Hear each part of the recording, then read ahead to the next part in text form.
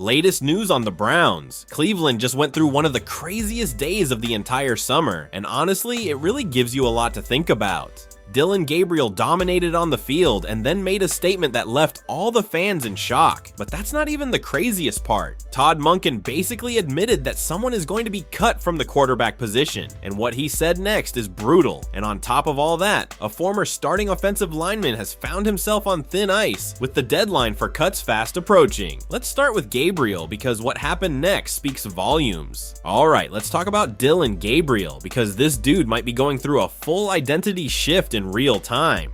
After the Browns smoked the Patriots 37-13 in their last preseason game, Gabriel hopped on Instagram and dropped a photo dump with the caption, "Can I get it crazy style? Please and thank you." Random? Sure, but it hit different because of how he played that night.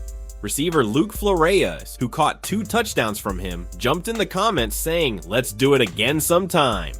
Fans piled on too. "I like you like this," one wrote. Another said, "I've been saying it. Let's go DG." Point is, everybody's noticing a looser, more confident version of Gabriel, and it's happening at exactly the right time.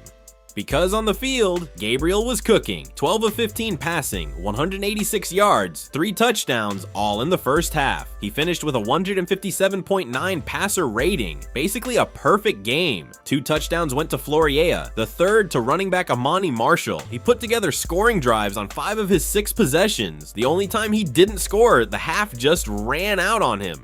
Even head coach Todd Monken was fired up. He said, quote, "I know it's been hard, let's be real about it, but he's a prideful guy who's had a lot of success in his career, and all he does is prepare. That's all he does. He comes to work every day and prepares like a pro. You can see he can really operate, he gets what we want to do, and he has a certain confidence about him when he takes the field. I'm fired up." Now here's the context. Gabriel had a rough rookie year, 1-5 as a starter, 59.5% completion, 937 yards, 7 touchdowns, 2 picks. Not great.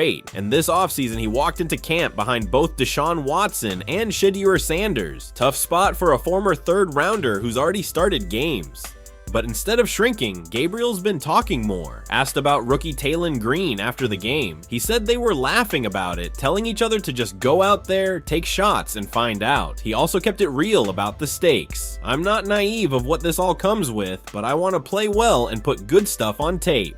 And the stakes are massive right now. The Browns have to get down to 53 players by 6 p.m. Eastern on Sunday. They already started Friday, cutting 16 guys, 12 waived, plus 4 veterans released outright, including corners Tree Avery and Tyler Hall, tackle Tyre Phillips, and tight end Jack Stoll.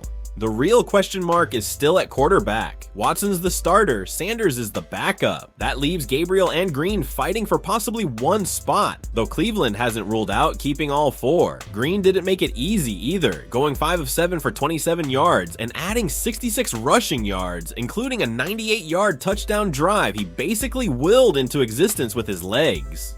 Monken said neither performance moved anything at the top of the depth chart, and when asked if Cleveland could keep all 4 quarterbacks, he stayed vague. "I'm not gonna get into that right now. Andrew and I haven't had a chance to really talk about it. Bottom line, Gabriel's stock is way up. If a quarterback-needy team is watching around the league, this performance just put him back on the radar, and if Cleveland tries to sneak him or Green onto the practice squad, they're risking losing one of them for good through waivers." But here's where it gets wild. Hours before that post, Monken basically confirmed the writings on the wall for one of these quarterbacks, and what he said about keeping everybody is even more brutal than you'd expect. So here's the setup. The Browns walked into game 3 of the preseason with the quarterback room already locked in. Watson starting, Sanders backing him up. That meant this Patriots game was finally the moment for Gabriel and rookie Taylen Green to actually show something after spending most of camp just watching Watson and Sanders battle it out. And both of them delivered. Cleveland rolled to a 37-13 win, mostly against second and third stringers. A lot of guys out there who honestly won't be on either roster by next week.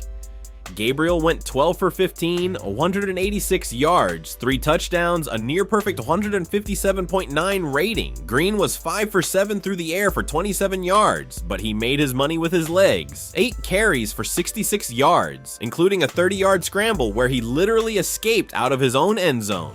And despite both guys balling out, Monken basically told everyone somebody's getting cut. Speaking to reporters after the game, he said, "We've got a lot to talk about because I thought they both did some really good things. Dillon was very poised within himself, and Talon was going to have some splash plays, use his athleticism, and keep working to refine his passing. It was fun to watch him play. But just like every position, we're gonna have to cut it down. We can't keep everybody." That last line is the headline here. We can't keep everybody, straight up. So what happens next? The strongest guess is Gabriel gets traded. He's a former third-round pick who clearly has value around the league, and after a performance like that, teams are going to notice. He's done nothing to lose his roster spot, and he might just be a victim of circumstance. Green, on the other hand, isn't necessarily the better quarterback right now, but at 6'6" with a blazing 4.3940, he's the kind of long-term athletic project teams don't let walk away easily. Gabriel, for his part, sounds at peace with all of it. That's the league for you, but I know what I'm about, and I've just got a good head on my shoulders. I take pride in that. I went into this game a certain way, but it is what it is. And in case you were wondering if this changes the starting job conversation, it doesn't. Monken shut that down fast. No, I don't see it that way. He also wouldn't commit either way on keeping all 4 quarterbacks, saying he and GM Andrew Berry haven't had a chance to really talk about it yet. While all that quarterback drama plays out, there's a name up front you need to know about too, because a guy who started games for this team for 3 straight years might not be walking into that locker room much longer.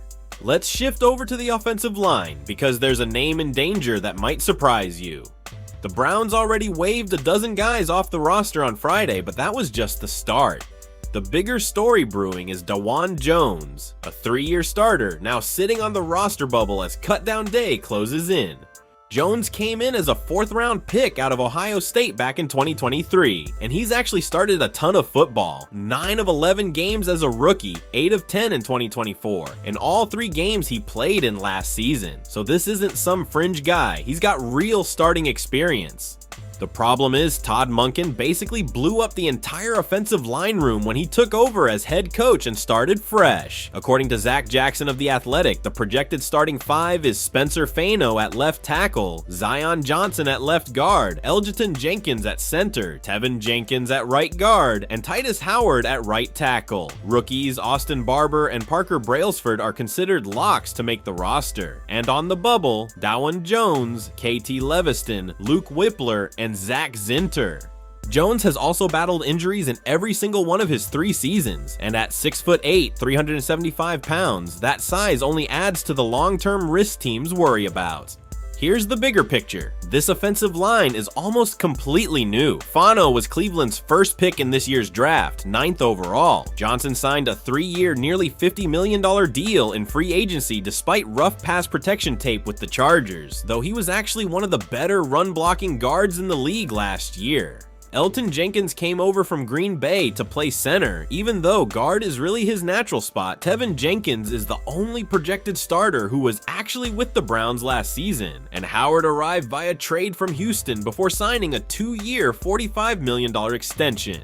All of this matters because this rebuilt line now has to protect Deshaun Watson, who Cleveland just named the starting quarterback. Watson's a 3-time Pro Bowler, but he's only started 19 games for the Browns in 4 years, missed 11 games to suspension right when he arrived, tore his Achilles in October 2024, then retore it during rehab. He hasn't taken a regular season snap in almost 2 years, so this new look line has a lot riding on it. Honestly, Cleveland's got tough calls everywhere right now, and not everyone's gonna like how this shakes out. Who do you think should get cut? Gabriel or Green? Drop it in the comments. And subscribe so you don't miss a single move this team makes this weekend.